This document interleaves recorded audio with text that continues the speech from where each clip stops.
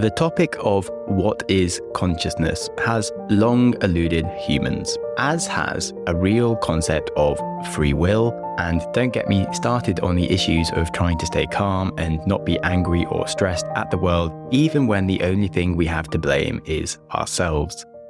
It was Einstein who reminded us that no problem can be solved from the same level of consciousness that created it. So it's never a bad time to dig into emotional intelligence and resilience, learning how we can regulate ourselves in high-stress situations and unpacking what the hell these constructs are that we label as negative emotions. On the show today to help me with all of this is none other than Dr. Stephen Porges. He is undoubtedly your favorite psychologist's favorite psychologist. If you were to look into the bookshelves of the best psychologists around the planet, I'll bet you they have some of his work. A piece of feedback I had from anyone that has met him or worked with him is that he is the most incredibly relaxing and easy person to talk to, which is something I also found to be 100% correct. I interviewed him on the show a month ago to talk about Polyvagal Theory and how the body perceives threat. To say that we might have gotten off track would be an understatement, but it was a brilliant conversation on practicing curiosity and building inner peace and acceptance within ourselves. There was, however, a second part of the conversation I am releasing today that is its own neatly confined, much less tangent-prone episode. We followed a logical set of inquiries into free will, how we make choices, the duality between the body's pain systems and emotion systems that make us feel that we are who we are, and how we can take the lessons for building free will into stressful situations and build resilience through a greater emotional intelligence. And we did it all in less than 20 minutes. I do find when you talk to PhDs who have spent a lifetime deeply engrossed in their field, you can find some of them seem to speak in very theoretical, almost different languages that are full of abstract concepts that don't seem to translate into real life in the slightest. But I loved Stephen's ability to take his hugely advanced knowledge and talk about it in such a relatable way as he does today. And I'm confident this short episode is going to have a few ideas that will really stick with you. So, hello and welcome to the Growth Mindset Psychology podcast, digging into the science of self-improvement and the philosophy of a life well lived. As Eckhart Tolle said, trying to become a good or better human being sounds like a commendable and high-minded thing to do. Yet it is an endeavor you cannot ultimately succeed in unless there is a shift in consciousness. So let's talk about consciousness. Welcome to the show, Stephen.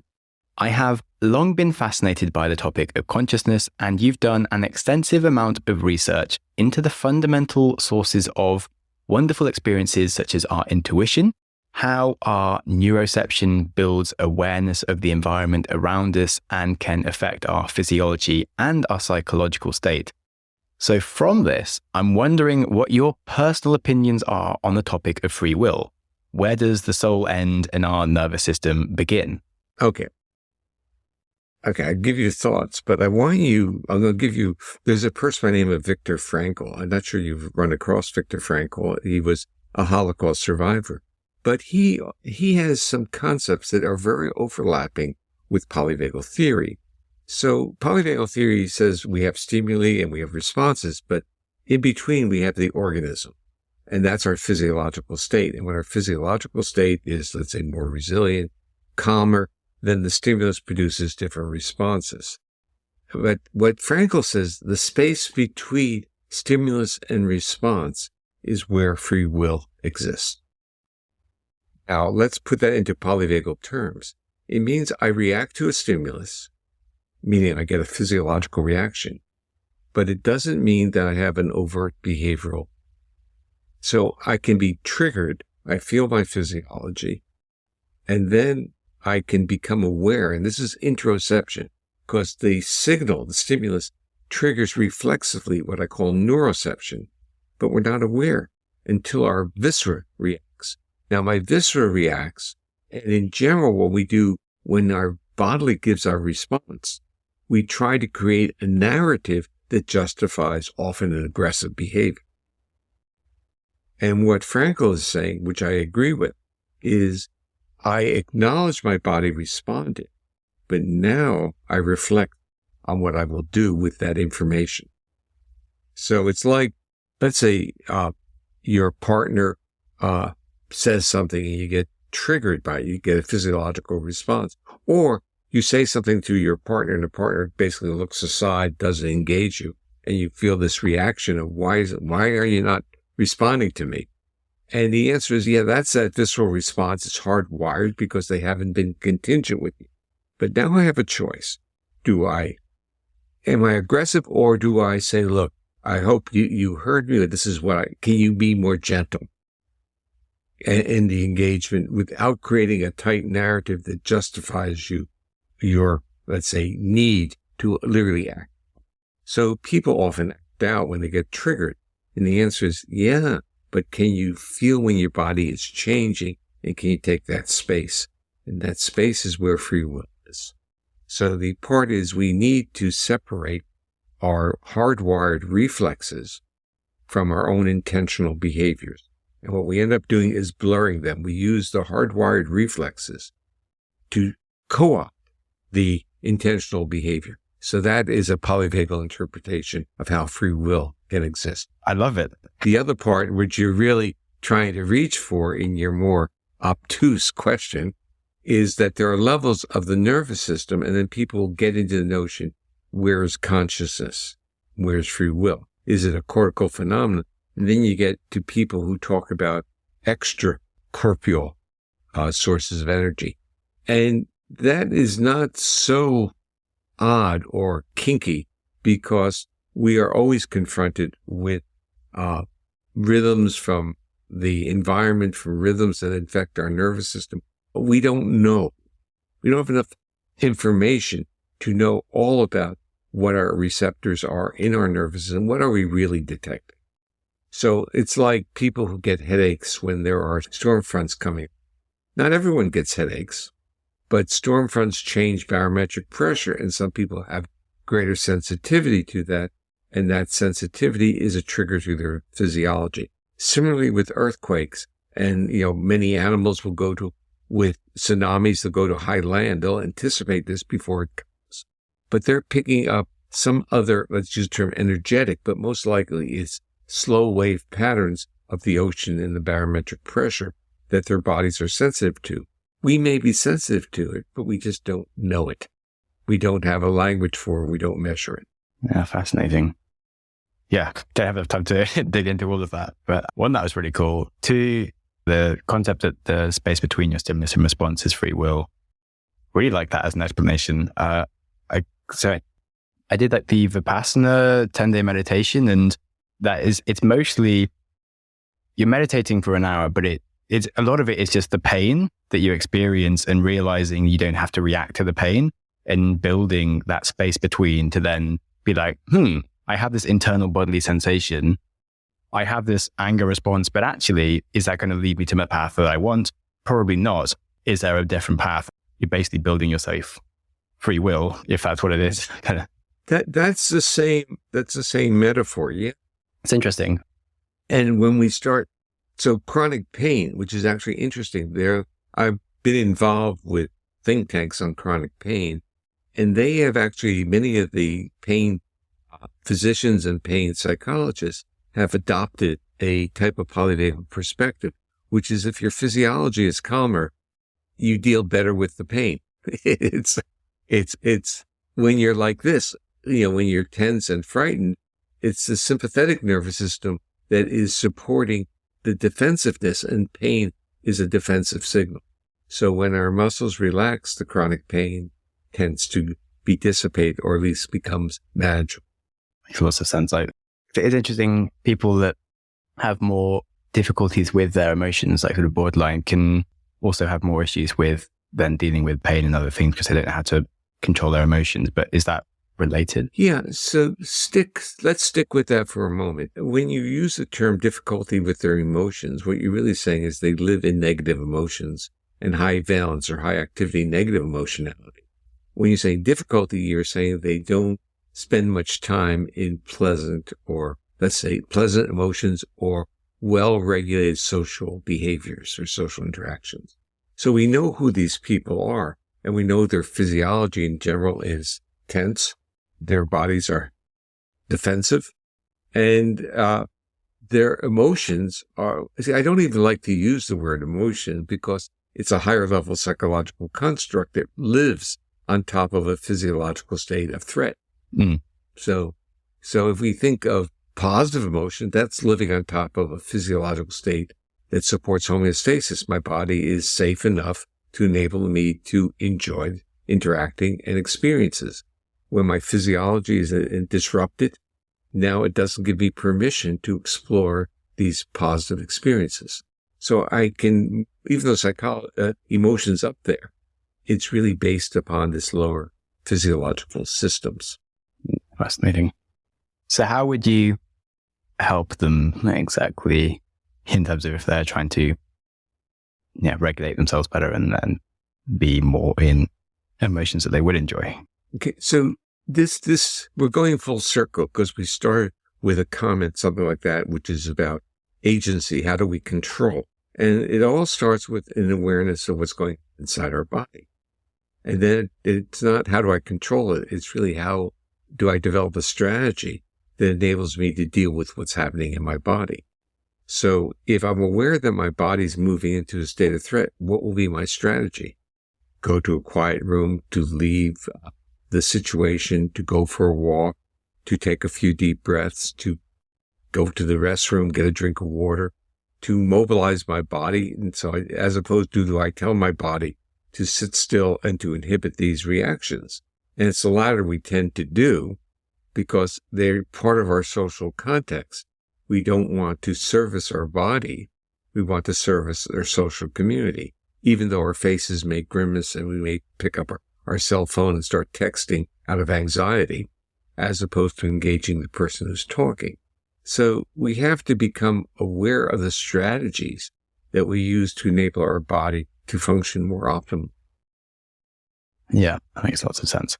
You definitely see people either resisting their body or feeling like they don't want to resist their body, as in refusing to sort of listen to people telling them to find ways to calm down or like breathe. They're like, no, I should feel these emotions. And then it's like, well, is that actually going to help?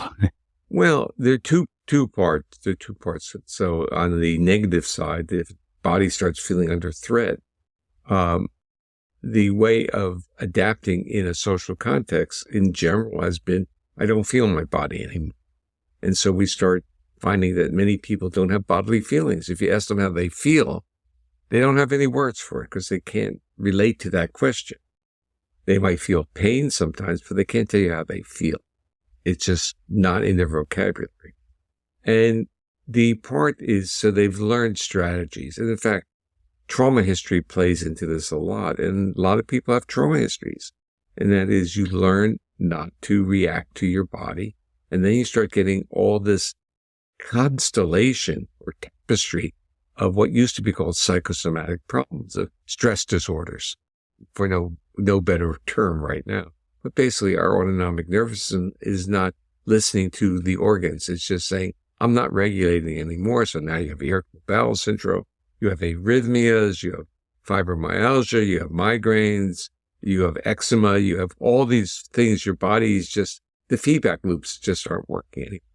When do the feedback loops stop working? When we no longer are, basically, we start teaching our body how to monitor itself by not listening to our own physiology, not acknowledging it, not being aware of it. Yeah, interesting. I listened to an episode of you on a podcast where you're talking about IBS and some responses, and I have experienced, since I broke my leg, some IBS when I do really extreme physical activities, but I don't think we have time. Sadly, we didn't have time to discuss that. But I am now fascinated by the idea I might have developed IBS in response to extreme physical situations as partly some internal self-sabotage and perhaps general stress response. But we did have time for listener questions on resilience and handling high stress coming up after a short break. I do have one question from a listener that I did promise I would ask you. So I feel bad if I don't, but I think you maybe have semi-answered it, just like a slightly different flavor. But he's a healthcare provider. He's a pediatrician and often has some trauma patients. He was just asking, when you're dealing with patients day in, day out, you need to be in your ventral vagal state and very calm to be able to build rapport with people. But he can find that really difficult when you're dealing with lots of stress and workload. Often he's pushed to like more fight and flight, internal physiology, and wondering what you would advise on helping regulate yourself in those sorts of settings where you're surrounded by people that would be the opposite of how you should be co-regulating. Yes. Let me start with an example. After the Hamas incident in Israel, I did a couple of podcasts with Israeli psychotherapists who were trying to deal with basically hostage families and other people who are going on.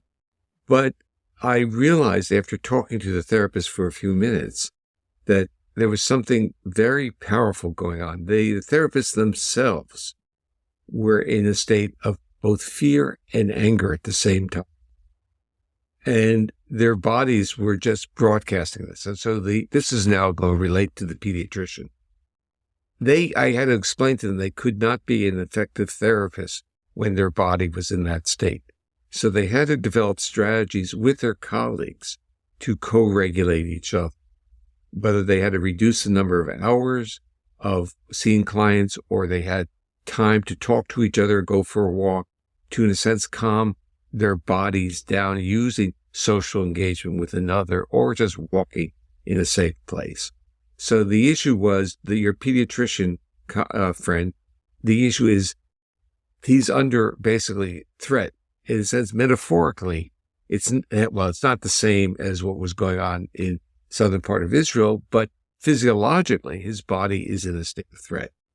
And that physiology is now being broadcast to his clients.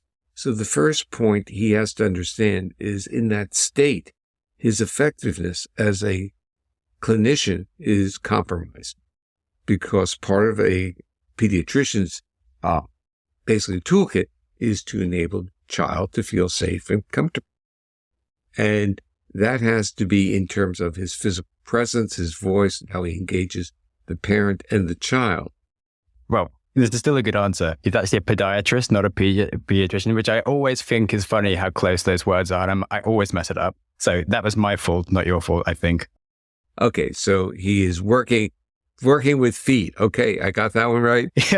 So the issue is if he feels like he is, in a sense, burnt out dealing with the problems of others and pain of others, which is really the common point, right? He has to realize that if he feels burnt out, he's no longer an effective clinician. He may think he is, but the ability to hold the space and to be present with a patient is important, whether we're talking about mental or physical health. And patients have to feel comfortable and safe with their providers. And providers have to understand that in fact, teachers as well, how they broadcast their physiological state affects the student or affects the client. Yeah. So the intervention is he needs to create with colleagues or some situation where he can take a break and he can regulate his physiology either through movement, through breathing, through moments of just quiet or, taking a drink. But he has to understand that his body is screaming. His body wants to be calm. Interesting. Well, thank you so much. It's been delightful to talk to you. So thanks for being such a curious guest and interested in my stupid questions. Oh, your questions are good and your curiosity is good. I'd say just follow your curiosity. It's going to bring you nice places. And, I could say that my curiosity has enabled me to see the world in ways that I didn't expect to be able to see it in. Yeah. Congrats on coming up with such cool theories that genuinely are impacting people's lives around the planet. Well done because I definitely, when I was in science, I was very much felt loads of people just so disconnected from the actual end result. Well, as I said, the greatest frustration of my life being an academic was the thought that my ideas would not translate into the world. Well, listen, thank you so much for inviting me and you're welcome. Wishing you the best. Enjoyed it. What a legend. Truly a delight to have such a special human being on the show. His ideas on free will and the fact that negative emotions are simply a psychological construct sitting on top of a physiological state did really resonate with me and gave me some big ideas I had to take some time to digest. The episode I wrote on how to build free will that blew up on YouTube, I can say was directly inspired by this conversation with him. So I'm sure there are some ideas worth you ruminating on. Then if you want to help the show out and give yourself a reason to talk about the concepts in this episode, you could share it with a friend and then possibly debate your psychological constructs sitting on top of your physiological states with complete free will.